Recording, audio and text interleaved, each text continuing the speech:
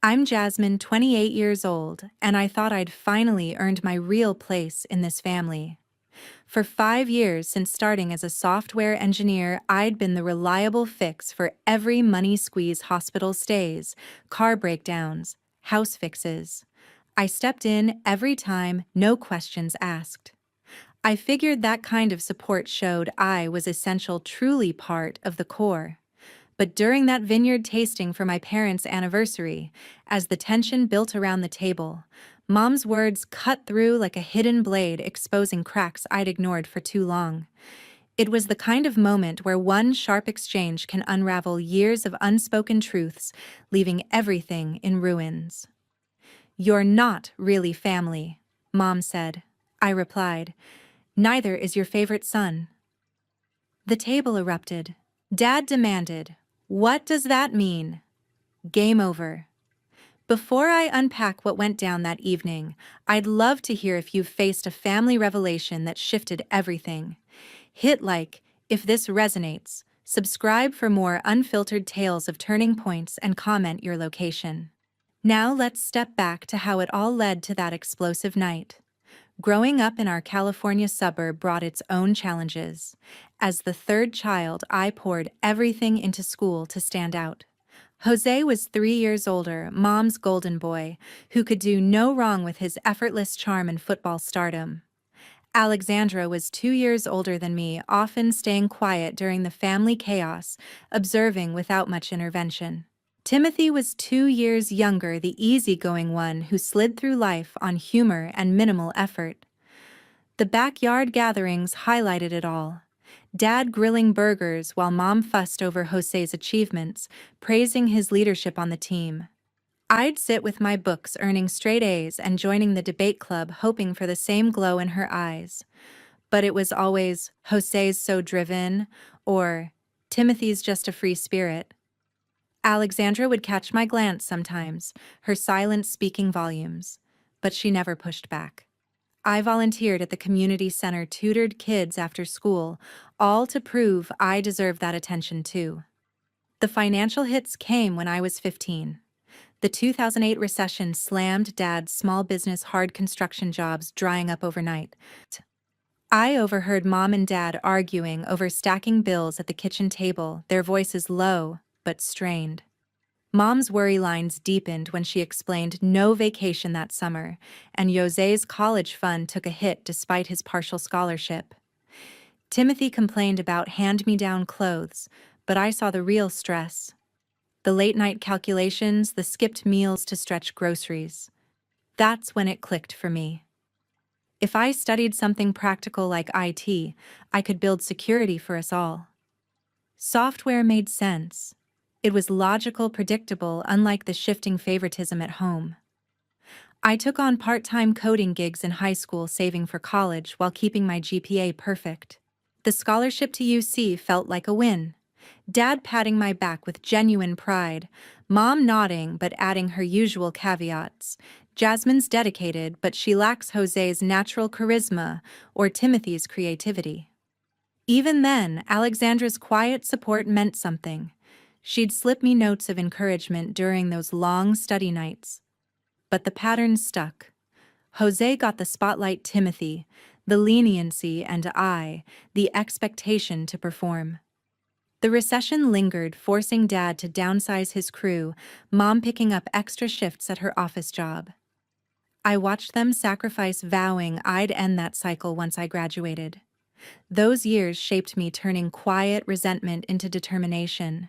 But as I started sending money home, I stumbled on something that would change everything, a lie buried in old files. College became my proving ground. IT courses felt right with their logic and problem-solving appeal. I balanced lectures with freelance gigs, creating websites for local shops to offset costs. The initial plea arrived during junior year when Mom rang about Dad's van repair, explaining they were short, and knew I had some earnings. I transferred $500 from a recent project originally saved for software upgrades, prioritizing their needs. A couple months on, Kelsey's surprise medical expense prompted another transfer of $300. Soon followed requests for household utilities, Timothy's textbooks, and Jose's security deposit for his post-grad place. Senior year saw nearly half my income flowing back, leaving me to pull all-nighters fixing bugs while peers enjoyed downtime. I honed skills through side projects like developing a budgeting app that ironically helped me track what I sent home. An internship at a Bay Area startup followed where I optimized data systems for clients. That experience sharpened my expertise, but the demands persisted. Dad required new equipment after a minor work injury. I sent 800 skimping on my meal plans. Post-graduation, the position at a San Francisco company offered stability with a competitive pay. Yet expectations swelled. The home's electrical wiring needed overhauling to meet code. Timothy enrolled in vocational training without scholarships, so I footed the initial costs. Each appeal positioned as temporary, I consented seeing it as duty. Life in my compact rental remained frugal with basic amenities and minimal outings contrasting the improvements I enabled for them. Jose acquired a sturdy vehicle suited for his management position, installments handled by me. Kelsey's diagnostic tests racked up out-of-pocket fees that I absorbed. Gradually, I morphed into the unspoken pillar propping up their lifestyle. Alexandra reached out sporadically with thanks her own path in graphic design, keeping her somewhat detached from the cycle. Timothy's casual employment at a cafe barely met his basics, leading to my supplements for his bills. Jose's crises often involved professional attire or networking events, which I subsidized without protest. One Saturday, assisting Mom with annual filings, I accessed archived digital records. Amid folders and outdated correspondence surfaced from pre-Jose era, outlining her involvement with a colleague, dates syncing precisely with his arrival, suggesting Dad's non-paternity. Screen details swam as comprehension dawned, illuminating her lifelong bias toward him. The messages included specifics on meetings and emotions, erasing any ambiguity. I lingered in disbelief, connecting dots to her preferential treatment. Temptation to probe surged, yet I shut the device, compartmentalizing the revelation temporarily. I kept it buried, questioning if it was real or a misunderstanding, but the dates aligned too perfectly. The resentment I'd felt as a kid now had a root, but I pushed it down, focusing on my role as provider. Mom's health issues surfaced abruptly. Chest pains sent her to the emergency room where tests revealed blocked arteries needing prompt attention. I covered the bills without delay, emptying reserves and securing a loan for the remainder. Recovery involved weekly check-ins where I stocked their fridge and managed errands. To mark Dad's progress and their anniversary, I arranged a vineyard tour in Napa Valley. Researching venues took weeks, settling on a tasting room with panoramic views and expert guides. Reservations for the group included pairings and a dedicated host. Expenses mounted, but Dad's smile after months of worry justified it. I suggested framing the outing as a collective surprise, avoiding guilt over costs. Mom's response came flat, almost dismissive, which I attributed to lingering fatigue. Arriving early, I confirmed details with staff, selecting Dad's preferred Cabernet Sauvignon despite its price. The family pulled up together, a polished group from which I always felt slightly apart. Dad appeared sharp in the gray jacket I'd gifted him last holiday, his energy returning post-treatment. Mom looked composed in her floral dress, makeup carefully applied to mask recent pallor. Jose showed with Crystal, their kids Andrea and Nathan, bubbling with excitement over the scenic drive. Crystal carried herself with poise, her handbag matching the professional image from Jose's corporate role. Alexandra arrived solo, her freelance schedule keeping relationships casual. Timothy tagged along, last fresh from his shift, flashing that grin to lighten the mood. The tasting room exuded warmth with wooden beams and rows of barrels lining the walls. Our private area overlooked rolling hills, sunlight filtering through vines. Andrea tugged at my hand, pointing to birds outside, while Nathan fidgeted with napkins. The host poured samples, explaining notes of oak and berry. Small talk flowed initially, Dad expressing gratitude for the gathering, but Mom's remarks soon edged in. When I mentioned a recent project success, she commented on my ability to splurge freely. Jose laughed along, adding how my tech life left little room for family ties like his. Crystal nudged him gently, sensing the undertone. Alexandra's subtle glance across the table hinted at unspoken alliances, a crack in the facade I'd soon widen. Timothy whistled at the venue's elegance, joking about the bill, which Mom echoed with a pointed look my way. The wine warmed conversations, but her observations sharpened, framing my contributions as showy rather than supportive. Dad tried redirecting to lighter topics, sharing vineyard facts he'd read. Yet Mom persisted, contrasting my independence with Jose's responsibilities as a parent. The kids' chatter provided brief distractions, Andrea asking about grape stomping, Nathan mimicking tastes. As appetizers arrived, I suggested sharing plates, but Mom's tone implied extravagance on my part. The atmosphere thickened, her comments layering like sediment in the glasses. I brushed them off, focusing on Dad's enjoyment, but the barbs accumulated, each one pricking deeper. The host refilled pours, and with them Mom's restraint loosened. Her praise for Jose's stability felt like indirect criticism of my choices. Alexandra attempted neutral ground, mentioning her latest design work, but the focus shifted back. Tension simmered beneath the surface, civility building toward an inevitable break. As wine flowed, Mom's comments turned sharp, building to the words that would unleash my truth bomb. The vineyard air carried hints of earth and fruit. Mom critiqued my choice of venue, almost immediately calling it overly indulgent for a simple anniversary. Jose nodded in agreement, his posture relaxed as he sampled the first pour. Crystal kept the kids occupied, Andrea sketching vines on a napkin, while Nathan tasted grape juice alternatives. Dad raised his glass in toast, appreciating the effort, but Mom's expression remained tight. When I shared about a new client win at work, she remarked on how my career allowed such luxuries, implying it came at the expense of personal connections. Jose chuckled, saying my hours explained the lack of a partner his own family life presented as the ideal. Alexandra interjected with a neutral comment on the wine's bouquet, trying to steer away from the jabs. But Mom persisted, highlighting Jose's balance of job and home, his leadership shining through in everyday decisions. Timothy added light-hearted quips, easing some awkwardness, but the undercurrent pulled stronger. As pairings progressed, conversation turned to past milestones.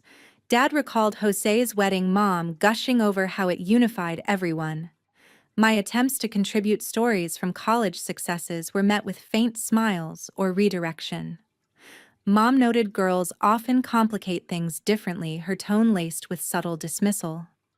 The host described a robust red, but Mom's aside about my generous nature felt like a veiled accusation. Those little digs in family conversations that build up over years, turning memories into minefields. Jose's promotion story dominated, Mom praising his natural talent, contrasting it with my calculated approach. Andrea asked innocent questions about the grapes, her curiosity a brief respite. Nathan fidgeted, drawing attention from Crystal, who managed with practiced ease. Alexandra's eyes met mine occasionally, her quiet presence a silent acknowledgement of the imbalance. Mom's comments escalated with each sip, questioning my single status as a choice driven by ambition over relationships. Dad attempted to praise my independence, but she countered with observations on what truly matters, commitments like Jose's. Timothy laughed off the tension, but it clung like humidity. When the main flight arrived, I proposed trying a rare vintage to share. Mom's response framed it as flaunting her voice carrying across the group. The kids sensed the shift, Andrea growing quieter, Nathan seeking Crystal's reassurance. Dad shared a memory of our family trips, but Mom twisted it, implying my focus on studies distanced me even then. Alexandra's soft suggestion to celebrate the present fell flat. Mom's gaze hardened as I presented the anniversary gift, a curated wine set from the estate's collection. She accepted with a forced thank you, then delivered the blow.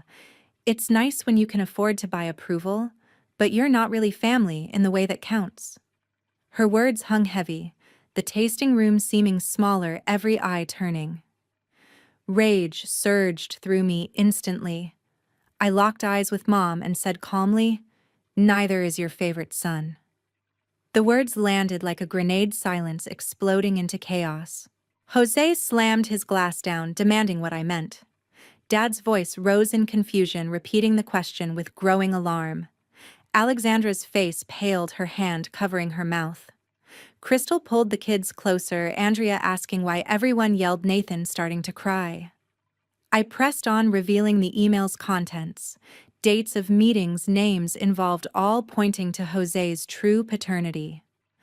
The room spun with accusations, Jose denying it, vehemently calling me jealous. Mom's composure cracked, her denials weak and faltering. Brian stared between us, piecing together timelines from their early marriage. Those moments when a hidden truth flips the script on everything. Timothy tried joking to diffuse, but it fell flat amid the uproar. The host hovered awkwardly, unsure whether to intervene. Other patrons glanced over, whispers spreading. I stood firm, detailing how the discovery fit her bias, protecting Jose at all costs. Alexandra nodded slightly, her earlier hints now making sense. Dad pressed for proof, his trust fracturing. I referenced the archived messages without pulling out my phone, describing key phrases that sealed the affair. Jose's anger turned defensive, questioning my motives.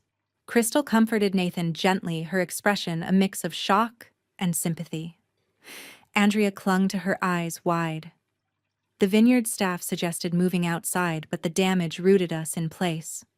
Mom attempted redirection, claiming exaggeration, but her voice trembled. Brian's questions sharpened, probing gaps in their history. Alexandra spoke up briefly, admitting she'd suspected inconsistencies but stayed silent. I shifted to the finances, voice steady despite the storm.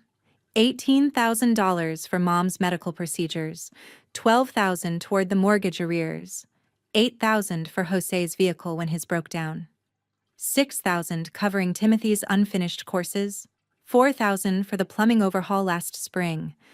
Each figure hung in the air, exposing the dependency they'd denied. Jose interrupted, accusing me of tallying like a lender. Dad looked stricken, realizing the extent. Crystal's gaze softened toward me, perhaps seeing the burden. The kids' confusion added heartbreak. Nathan's whimpers piercing the tension. Mom's eyes pleaded now, but I continued. $3,000 for Dad's tools replacement, $2,000 for various utilities shortfalls, $1,000 for Alexandra's equipment when her laptop failed. The list underscored my role not as family, but as financier. Timothy admitted under his breath he'd relied too much. Alexandra's support grew evident in her steady stare. The host finally ushered us toward privacy, but I gathered my things. If I'm not family, then no more obligations, I stated, turning away. The walkout felt liberating, past curious stares and through the doors. Freedom pulsed in my veins, the weight lifting with each step. The calls started flooding in that night, but I was done enabling, ready for my own life. Notifications lit up my phone almost immediately. Dad left the first voicemail, his tone pleading and confused, begging me to return and clarify. Mom followed with frantic messages, her voice breaking as she retracted her statement, claiming heat of the moment. Jose texted accusations, labeling me destructive and demanding retraction. Timothy's call carried regret, admitting he'd taken too much without appreciation. I let them all go unanswered, powering down the device for peace. Booking a flight to Hawaii came next, a long-delayed escape I'd postponed due to their constant needs. The beaches offered solitude, waves crashing as I reflected on years of deferred dreams. Those rare moments of relief after years of carrying the load. Back at work, focus sharpened without distractions. Charles noticed during our team huddle, complimenting the surge in productivity and assigning lead on a major client upgrade. The promotion materialized weeks later, salary bump allowing upgrades to my living space. Colleagues remarked on my renewed energy, free from perpetual worry. Dating re-entered my routine through a work event where Richard's marketing background sparked easy conversation. His understanding of demanding careers mirrored mine, our dates unfolding without interruptions from family pleas. He observed the change, noting how I seemed more present, unburdened by external pulls. Therapy sessions with Dr. Patrick Wong provided clarity. He dissected the dynamics, labeling me the family scapegoat burdened with adult roles prematurely. Discussions unpacked the favoritism's roots, linking it to mom's insecurities. Alexandra's call arrived midway through my trip, her words affirming she'd witnessed the inequities and supported my stand, distancing herself from the fallout. Richard's steady presence grew, our relationship deepening through shared hikes and city explorations. Work projects thrived, my contributions earning recognition in industry forums. Dr. Wong's insights empowered boundary setting, reframing my generosity as enabling rather than loving. Mom's attempts escalated to emails detailing their struggles without my aid. Jose vented frustration over strained finances, blaming me for the rift. Dad's messages turned emotional, expressing love but confusion over the revelations. Timothy shared his efforts to find steady work, hinting at the void my absence created. I maintained silence, prioritizing self-care. Hawaii's sunsets symbolized closure, each day reinforcing my decision.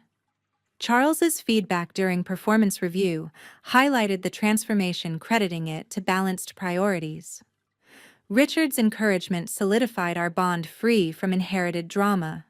Alexandra visited post-vacation our talks, revealing her own resentments toward the imbalance. She praised my courage, committing to mutual support outside the old circle. Therapy progressed, Dr. Wong guiding exercises on releasing guilt. The promotion's perks included flexible hours, enabling hobbies like photography I'd neglected. Family communications tapered their pleas, giving way to acceptance of consequences. My apartment evolved into a sanctuary decorated with personal touches. Richard introduced me to his circle evenings, filled with laughter absent from prior gatherings. Work accolades accumulated, a feature in a tech newsletter boosting my profile. But a year later, the real fallout hit. No apologies, just consequences that proved I was right. Fallout unfolded steadily over the year. Mom and Dad's marriage dissolved in acrimonious proceedings, the secret fueling endless disputes over assets. Court documents exposed further deceptions, draining their retirement funds through legal fees. The suburban home entered foreclosure after missed payments auctioned off below market value amid California's housing crunch. Jose's professional standing crumbled under the scandal's weight. Word spread through his network, clients withdrawing amid whispers of family instability. His middle management position vanished in a round of layoffs disguised as restructuring but tied to damaged credibility. Job hunts yielded rejections, forcing relocation to a cheaper area with Crystal and the kids. Timothy faced eviction from his rental, his sporadic income insufficient without supplements. Couch surfing led to temporary stays in local programs, a stark lesson in self-reliance. He enrolled in job training workshops, scraping by on minimum wage roles that demanded humility he'd previously avoided. Alexandra deepened our connection, visiting regularly to share updates on her independent life. We explored cafes and trails, her stories revealing parallel frustrations with the old patterns, those sibling connections that survive when others crumble. She pursued certifications in her field, thriving away from the toxicity. My routine solidified into fulfillment. Richard's companionship evolved into partnership, our shared values, fostering growth without obligations. Weekend getaways replaced emergency wires, his circle welcoming me as an equal. Career milestones accumulated with presentations at conferences and mentorship roles emerging. Dr. Wong's final sessions affirmed my progress, tools for maintaining distance proving effective. No reconciliation attempts succeeded, my boundaries unyielding. The absence of their crises allowed space for volunteering at tech workshops, guiding young professionals on financial independence. Mom's occasional outreach focused on hardships, but I forwarded them to spam. Dad's letters expressed sorrow, yet lacked accountability. Jose's messages turned bitter, blaming me for his downturns. Timothy's updates showed gradual improvement, a silver lining in the wreckage. Alexandra and I celebrated small victories like her first major client contract. Richard proposed subtly during a coastal drive, our future untainted by past shadows. The apartment transformed into a home filled with art and plants, symbolizing renewal. In reflection, the severance brought clarity. Family ties built on exploitation fracture easily under truth. Secrets erode foundations, leaving ruins where honesty might have rebuilt. Boundaries protect worth beyond monetary measures or bloodlines. What family boundary changed your life? Share below for more stories.